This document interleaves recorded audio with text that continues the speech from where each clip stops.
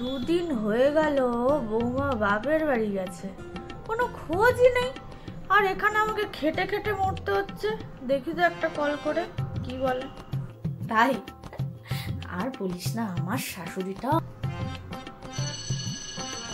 এই দেখ বলতে বলতে না চলে এসেছে। হ্যালো বৌমা। হ্যাঁ মা বলুন। কি ব্যাপার, তুমি কবে আসবে? হয়ে গেল তো দুদিন। না আমার না শরীরটা খুব খারাপ, ভাবছি আজ না কাল সকালে ফিরবো। দাঁড়াও, তোমার খালি বাপের বাড়ি গেলেই শরীর খারাপ না? দাঁড়াও, তোমার শাস্তা করছি। খালি দেখছি কদিন ধরে তোমার বাপের বাড়ি গেলেই শরীর খারাপ হচ্ছে। তোমার মনে হয় হাওয়া বাতাস লাগছে রাস্তায় যেতে যেতে।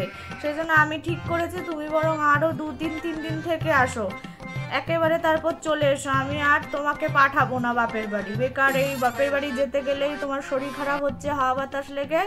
তাই আমি ঠিক করেছি আর পাঠাবো না, তুমি আরো 2 দিন থেকে এসো। হ্যাঁ না না না ঠিক আছে মা, ঠিক আছে, অতটা শরীর খারাপ নাই, একটু আর কি দুর্বল লাগছিল। আমি আজই আসছি। না মা এরকম বলবেন না, আমি আজই চলে আসছি। দেখ কেমন লাগে, খুব চালাক না তুই? দেখো যেটা ভালো বোঝো।